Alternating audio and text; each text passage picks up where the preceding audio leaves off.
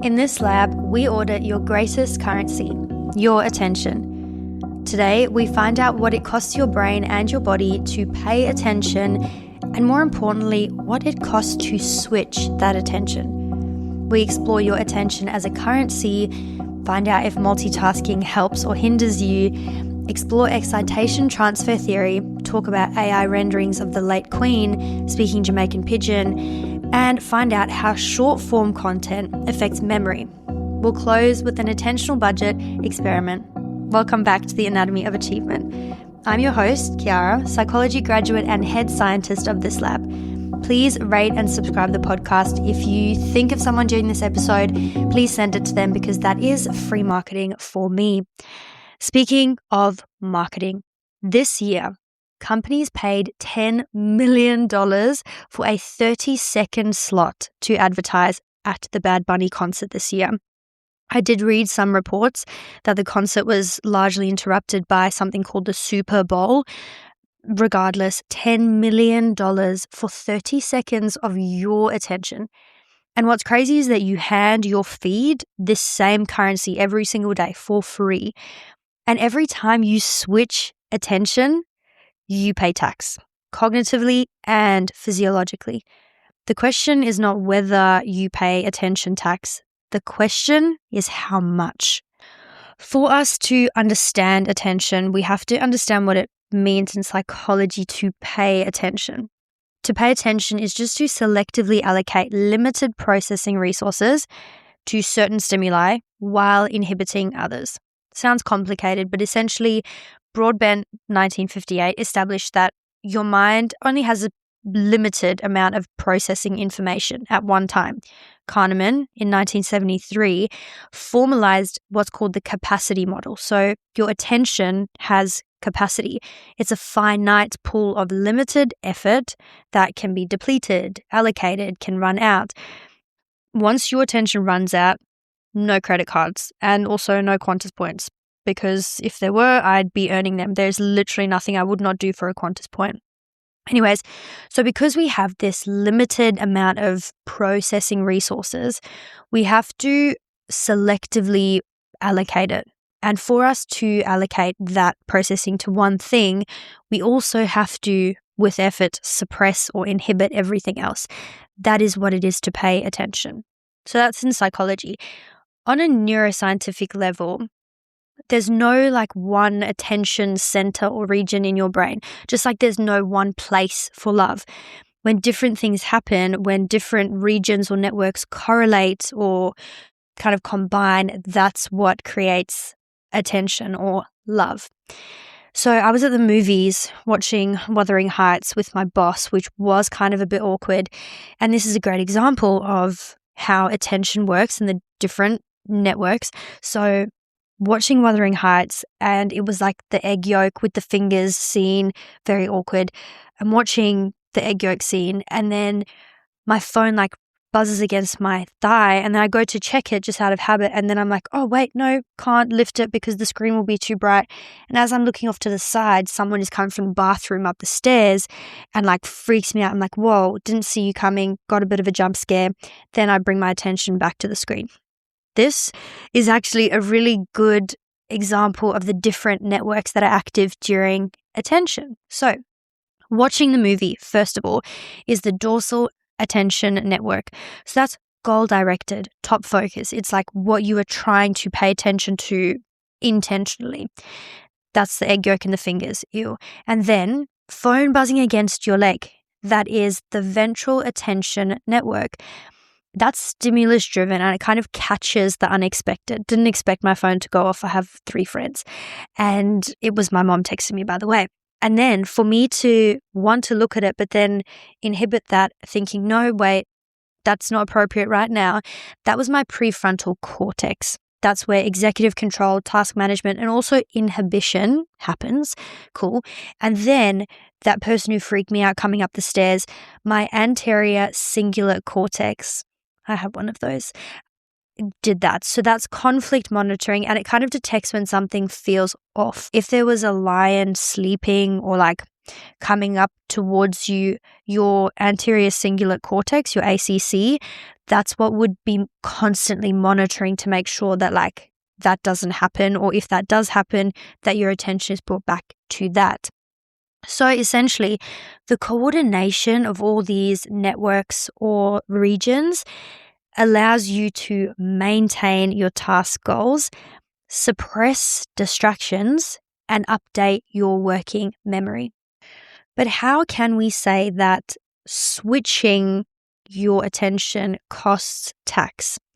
There is a fundamental psychological review by Monsell in 2003, and it was asking participants to classify numbers as odd or even, and then a second task was to classify numbers as high or low. Now, even with advanced warning and preparation time, so telling the participants, hey, we're going back to high versus low, or hey, we're going back to odd versus even, or it's going to switch between the two. Even with that, switching produced measurably lower reaction times and higher error rates compared to repeating the same task. This became the definitive paper or research piece on switching costs. Now, essentially what was happening was that the two simple tasks required task sets or rule sets for processing that information. So for them to switch from odd versus even to high versus low, they had to inhibit the previous task set, activate the new task set, update the working memory, and then resolve inference. So when I was at the movies, that's exactly what happened. Processing egg yolk versus fingers versus my boss being next to me, completely different task set to processing the stimulus that's on my leg, my phone buzzing, completely different to processing the person walking up, completely different to going back to the movie. And each time that I switched my attention, I paid attentional tax because the task set reconfiguration, essentially like switching the rules for how you're processing, consumes executive resources every single time. And this is really bad news for my people. And by my people, I don't mean South Africans, I mean multitaskers.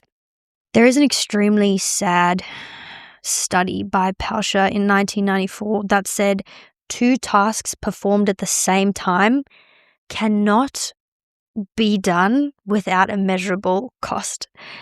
And this was known as the dual task inference effect. So essentially, you can only process a limited amount at the same time. And for you to process one thing takes a task set, and to process another thing takes a different task set. So multitasking is essentially paying rapid switching fees. Now, I'd like to bring up this very interesting story from when I was like 23 and I was living with my housemates. They got to see what I did on a day-to-day basis, and they like got to know all my little quirks and my habits and whatever. And I was reading Don't Sweat the Small Stuff. I took a picture of one of the paragraphs that said, limit your inputs. And I posted it on my Instagram story, like an inspirational girl. And they replied, I'm going to get up the replies here. It was so funny. So Adam replied and said, don't you watch Netflix while you study? And then Dan said, now you get why I ask you girls why you watch Netflix, listen to a podcast, have a phone call, cook meal prep, and go around turning on all the lights at the same time. Question mark, exclamation mark, question mark, exclamation mark. Limit your inputs, girl. And those are my housemates who knew me inside and out. I and my mom and my sister, I speak for the three of us, we watch movies while we study, but we watch things that we've watched like so many times.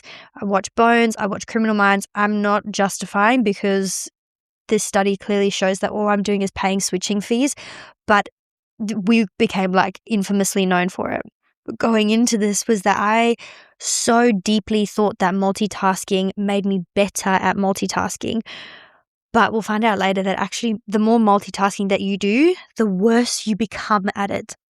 Anyways, first, I want to dive into Gloria Mark's research, which is our queen and sovereign for attention and for how long it takes to get yourself back on track. So Gloria Mark is the person alongside her colleagues who did that study in 2008. And I'm saying that study because I'm sure you heard about it. We heard about it in South Africa. And if we heard about it, you guys heard about it. And it was a research that tracked workers in their actual offices using observation and computer logs. So they would interrupt their task and then see on average how long it took for them to return fully to the original task. And the average time that it took to go back after an interruption was 23 minutes and 15 seconds. They also then measured their stress, their frustration, and time pressure. And these three things measurably increased after interruptions. And this was not just done by like, oh, do you feel more frustrated? No, they did self-report, which is that, but they also measured their heart rate variability and, if I'm not mistaken, cortisol, and their physiological indicators actually changed after interruptions. Carnegie Mellon redid this and it was published this year, and the data actually it's a replication of the study, so it's the same thing, but a digital interruption in 2026 increased to 26.8 minutes from the original 23. So it takes us longer to become fully engaged with our task, but our attention window is also shrinking. So Gloria Mark in 2023 published a study that was a longitudinal data, so looking at 2 decades of knowledge workers, which is a type of like office worker, found that attention went from 2.5 minutes in 2004 to 75 seconds in 2012 and is now at 47 seconds. That's our attention span. Concentrating for 47 seconds, and then if you get a digital interruption, it takes about 27 minutes to get back on track. No wonder we are struggling to get into deep work. Like I said, multitasking, the more you do it, the less effective you become at it. A study by Ofer and colleagues in 2009 showed this, but for media. So there was heavy media multitaskers versus light media multitaskers, and they were tested on 3 things: filtering irrelevant information, task switching, and working memory. These are the 3 things that are essential to multitasking, right? The people who were heavy multitaskers performed worse on all 3. Those who were light multitaskers were better at multitasking. And I find that crazy because you'd think that all the like talk that people have about neuroplasticity and your brain adapts and all that stuff, you'd think that you'd get better at multitasking, which is what I thought happened to me watching Bones while I studied. Didn't happen. No, you actually just get worse. Now, one thing that I also always have when I'm studying is my phone on the table right next to me. And that's just like, it's not on. That's my excuse. It's not on, but it's just there in case of an emergency. Shocking study showed that if your phone is there, even if it's not on, you are paying cognitive tax. This was published in 2023 by Tennille and Young. Participants were aged 20 to 34, and they completed concentration and attention tests with a smartphone visible versus no smartphone present. Phone not used, phone not on, phone not touched, okay? The results showed that the presence of a smartphone reduced attentional performance, which supports the hypothesis that the device occupies cognitive resources just by being in the environment. And I want to bring this back to when we were talking about the movies and the person came up and my attention was switched to that person. My ACC was obviously monitoring for conflicts or something that feels off. And I think that having your phone in your visual sight is the exact same thing, because your phone, if that goes off, that's the equivalent to like an emergency. And if we were like back to Stone Age times and there was a lion creeping up on us, or perhaps like just a lion sleeping in our peripherals, I think we would process it the same way. And I think that is why the phone takes so much processing and energy. So I want to put this to you. I think that whatever actually matters to you, whatever you actually want to concentrate and spend your time on, I think that you should not have your phone present for those things.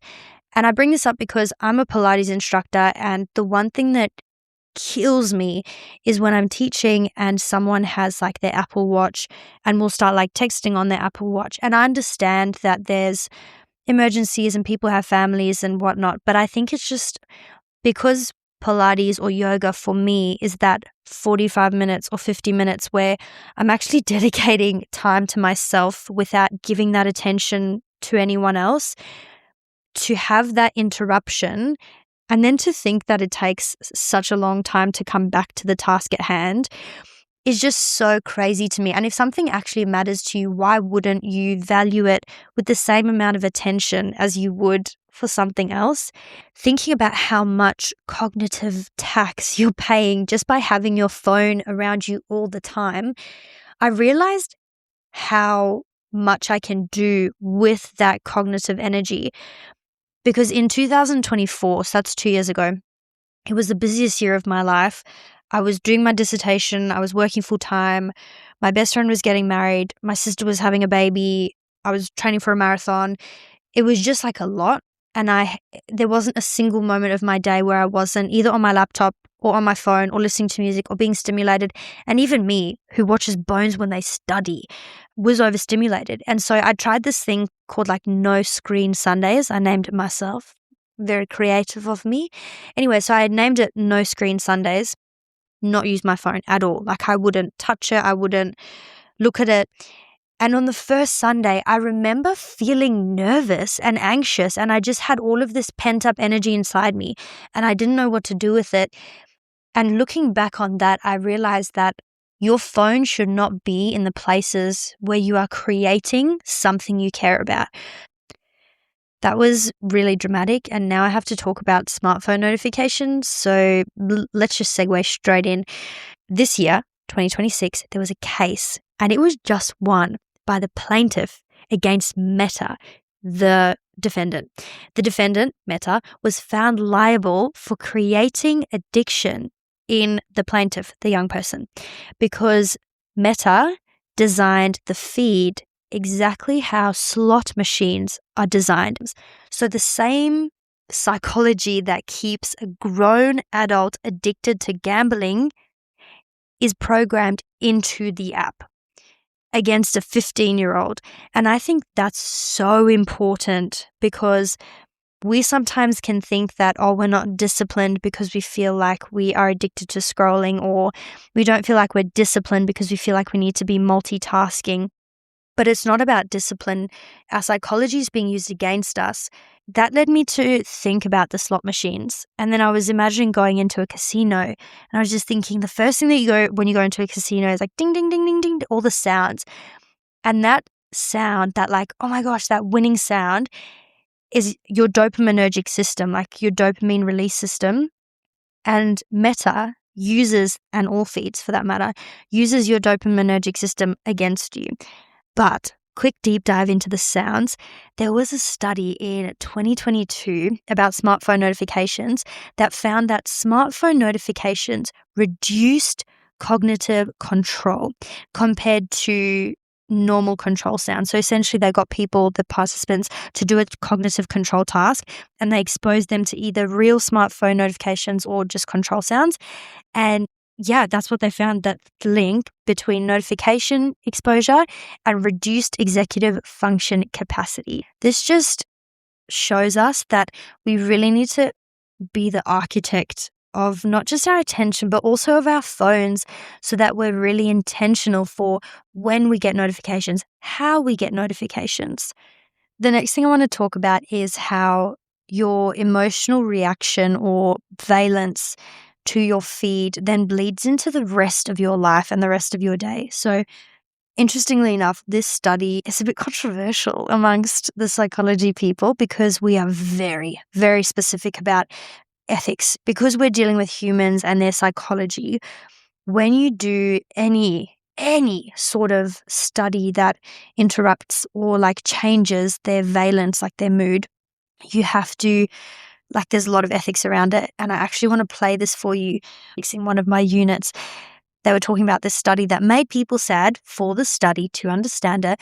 And then afterwards, their like ethics approval was to play the people merry music while feeding them cookies and asking them to think happy thoughts.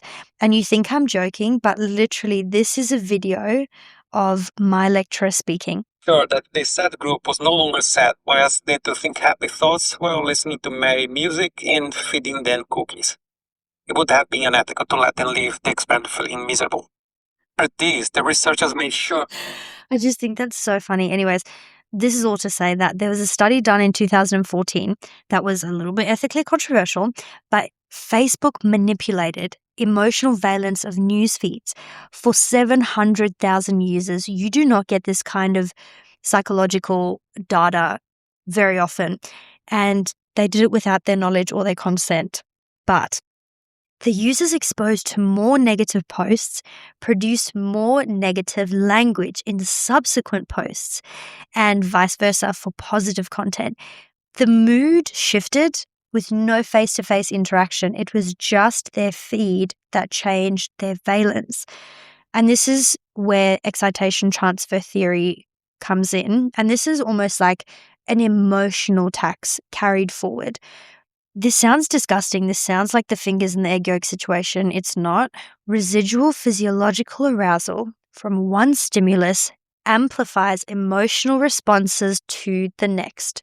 I want you to imagine me in my bed after a nap, scrolling through American political videos, circa when the Strait of Hormuz is closed. And every single video is just making me more and more angry because excitation transfer theory, it's just bleeding into each other. And the more angry I am at the little orange man, the more angry I get at the rest of them. Anyways, I then go switch off my phone and I go teach Pilates, and people are not listening. I respond with like, it takes all of my energy to not be angry at them. But actually, it was the valence of the posts that I had consumed that bled into the rest of my life. You are bringing a physiological tax into every task you do after not being intentional with your attention. And I think that's so important to know. Moving on. I started this episode mentioning the late Queen of England speaking Jamaican Pidgin. The reason I wanted to research attention and memory is because I went onto my phone a few weeks ago to check something on Instagram. I was obviously pulled into some clickbait reel or someone's baby announcement or whatever, and I kept scrolling for almost an hour, not realizing I also obviously had forgotten what I was meant to check in the first place. The only thing that pulled me out of this mental abyss was an AI video of Queen Elizabeth II, peace be upon her, body slamming Albert Einstein. I'm not sure about the legality of this, but I'm going to play it here so you actually know how funny this is. This is the Queen of England body slamming Albert. Elizabeth's on the top rope. Just in front of the table. She took Einstein out. Tables the quitters. Can't believe it. Oh. It's just so funny. Anyways, I landed myself in this beautiful untouched corner of the internet where there are hundreds of Palace stepped on the videos. block. Crown in the vault, still running the spot. Gold eagle swinging, double head flex. London to Toronto, we cashing them checks. Tea in my cup, but the beat gone. Literally, the Queen goes, "Andrew, you take the family name and fling it upon the ground." RKOs him, flips him over. It was just shocking that I had to see that before realizing, whoa, why am I on this app? What day is it? Why am I watching this? And that is when I put my phone down and I started researching this topic. The first study I read was a deep dive by Kiyosaki et al., published 2023, demonstrating exactly how short-form videos affect prospective memory. Now, prospective memory is essentially your ability to hold an intention in your mind and execute it in the future. So it's the mechanism behind I was going to do that. Or like if you have to take a pill after dinner, the information is held as a prospective memory until it is a cue to remember it, and then you bring it into your working memory. It's the mechanism behind why did I come to this room? Why am I on this app? Why is Queen Elizabeth body slamming Albert Einstein? Anyways, so Kiyossi and colleagues, 2023, participants were exposed to 3 groups, exposed to TikTok, short form videos, YouTube, long form videos, or a rest condition. They then tested them on prospective memory tasks, specifically remembering to carry out a future intention after completing a current activity. TikTok exposure, short form, produced significantly worse prospective memory performance compared to the other conditions, including rest. And YouTube also didn't produce the same effect. So the long form content didn't really affect the prospective memory as much. The researchers concluded that it's the rapid context switching of short form videos, which we spoke about at the beginning of the episode, that specifically degrades the brain's ability to retain intentions. And from there, I started thinking about the switching cognitive tasks and how much attention tax we're paying. And what I found really interesting is that not only are you paying tax on your current task when you are being distracted, but it's also paying tax for your future self because you're eroding your capacity to remember what you were going to do next, or eroding your capacity to initiate that task. When we speak about the paying the attentional tax and switching costs and all of that stuff, it's kind of thinking about where you are currently spending your attention, and where you want to spend your attention is boredom. And I know it sounds silly, but let me read this quote to you. You need to protect your capacity to sit in discomfort. Deep work, creativity, and insight all require tolerating low reward cognitive states. Scrolling is training your brain to reject those states. Like me watching Bones when I'm studying, or consistently driving with music or a podcast or something, there is almost not a moment in the day where I am not stimulated. And I've found that when I do sit down to write music or to write something creative that isn't like research based or prompted, I find it really hard. And that was never a thing for me before. I used to be prolific with creation, but it's because I just have trained myself to reject being bored, to reject low reward cognitive states. Now, the algorithms and attention are based on slot machines, which are based on your dopaminergic system. Dopaminergic, big word, small concept. It's your dopamine reward system. So essentially, you predict how much dopamine you're going to get for a task, and then you get a certain amount of dopamine, and then it recalibrates your prediction error, and then it keeps going. And that's how you are conditioned. That's how you learn. I want to introduce you to my mate Sniffy. This guy gave me PTSD vibes. I had to watch Sniffy, Digital Rat, on a computer at university for hours because we had to physically watch Sniffy learn something. But now it's finally relevant, and I'm so glad about that because Sniffy is in a digital cage. We are all watching Sniffy. There's a lever in the cage. Sniffy pushes on the lever and a pellet comes out. Okay, this is learning that the push of the lever equals a pellet. You are Sniffy. You are the rats, okay? Pushing the lever is opening your phone or scrolling. A pellet is the hit of dopamine. So the hit of dopamine on your phone is like something that tickles your fancy, or like a notification that makes you excited. What you learn when you push the lever and a pellet comes out, that is the dopaminergic cycle, let's say. Now, slot machines and your feed are based on something called variable ratio enforcement. And this means that you only get dopamine sometimes when you don't really know. So you have to keep going back to find out when the next one is. So what happened to Sniffy was Sniffy pressed the lever, pellet didn't come. Sniffy press again, no pellet. Press again, pellet. And in the experiment, Sniffy never stops pressing the lever because Sniffy has learnt that eventually a pellet will come. Slot machines, the exact same. They give wins just enough to keep the variable ratio working and keep people playing.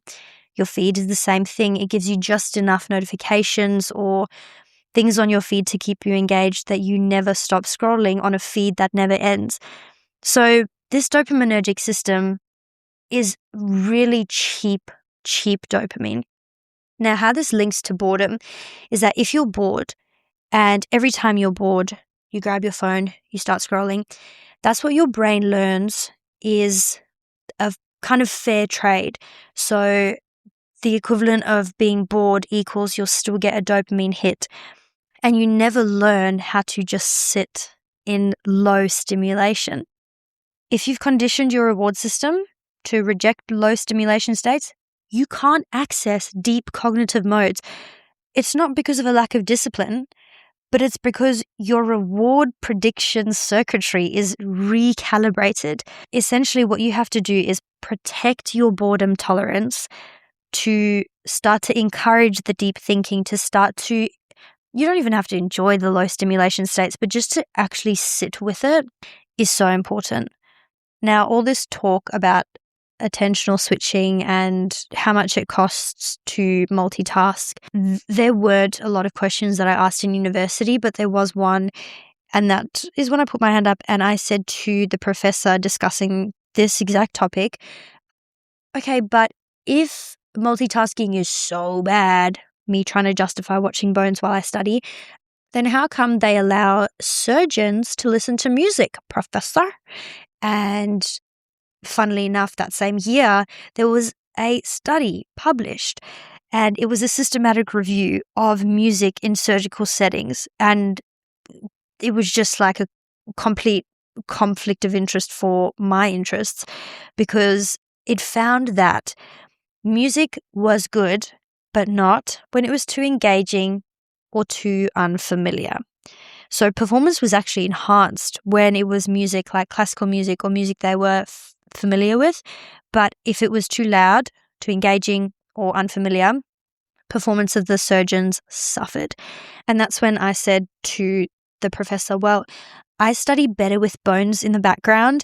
It just helps me concentrate. And he said, not true. I was like 21 years old, so I was like completely up myself at this point, and essentially showed me that if there is speech, you don't have a choice but to process it, even if it is subconscious, because narrative audio, anything, podcasts, TV, conversations, it all demands cognitive parsing. So you have to process it, and that processing competes with attention, because musical processing doesn't really compete with all of those regions and networks that do like focused attention. And so basically that is why surgeons can be really precise when they're listening to classical music or music they're really familiar with no words, because their resources would be split if they were processing words essentially. So again, I just proved that I should not watch Bones while I study. Cool. And that is the biggest takeaway of this podcast. I was wrong. Now that we've discussed all of the tax that you pay, this is kind of like I'm the accountant and like you're the client kind of thing. I'm just saying usually accountants get paid, but that's okay. You can just like share my podcast and stuff. I'm going to share with you your accumulated attention bill. So if you're doing a lot of switching, a lot of non-intentional attention, this is your bill. Slower deep work, reduced creativity, increased cognitive fatigue, elevated physiological stress markers, and reduced sustained attention capacity over time. It is time for the experiment of the lab. The experiment is when I give you something tangible to do or to try in relation to what we've just learnt in our dissection in our lab. And today's experiment is the attentional budget. So all episode, we've been talking about your attention as a currency, and we're in the attention economy. And an attentional budget is exactly like a normal budget. It's not about being deprived, but it's about intentional allocation. So we just need to track where it goes and then decide if that's actually worth it. This is a 7-day audit. On days 1 to 2, let's say Monday, Tuesday, don't make any changes. We're just auditing. So just try to notice when you switch your attention. How often do you switch your attention? What triggers the switch? And what was your emotional state before? And what was your emotional state after? Cool. Day 3, 4, 5. So Wednesday, Thursday, Friday. Assign your attention just like money. You choose 3 things every day in the morning that will get your highest quality cognitive time. Everything else comes second. Whatever happens, happens for the rest of it. But for these 3 things, it gets your highest quality of cognitive time. And ideally, no scrolling beforehand. Like, try and get these 3 things done before we spend the rest of our attention. And then Saturday and Sunday, perfect for no screen Sundays, we protect 1 boredom video per day. So that's 10 to 15 minutes, which is not a lot of time to find. You can do it. 10 to 15 minutes, no input, no phone, no podcast, no music. Notice the discomfort and then try and settle into that and just be okay with being bored. And the more that we can protect this boredom window, the more we're going to encourage deep cognitive processes. And then you will be the Kanye West of Kanye Wests. Okay, so that is what we will do with the attention that we spend. But what does any financially conscious person tell you? If you have money, invest. ASX 200. If you don't know what the ASX 200 is, you need to read She's on the Money or Girls That Invest. Fantastic. Invest your actual money. Unrelated. Okay, so last study that I'll talk about was a study by Taran et al. Published in 2023 about mindful attention and the way that we can invest while we're using our attention as currency is mindful attention. The more that you are present, which is what the study found, the more that you are present, the more that your brain network changes, the way that it self-regulates. Early mindfulness, so when you're trying to do things like presence and mindfulness, it is quite taxing mentally because it takes a lot of neural effort to start, but the investment of it makes it easier and easier, or even just more effective because it becomes part of your brain infrastructure and your brain alchemy. The brain switching cost can be reduced. You can spend less time being cognitively exhausted and more time being present. I'd like to conclude by saying that we are living in a world that is obsessed with measuring. I'm talking sleep scores, I'm talking steps, protein. How are we not measuring our greatest currency, which is our attention? I put to you that choosing where you spend your attention is one of the last genuinely autonomous acts you can make in an environment designed to make that choice before you do.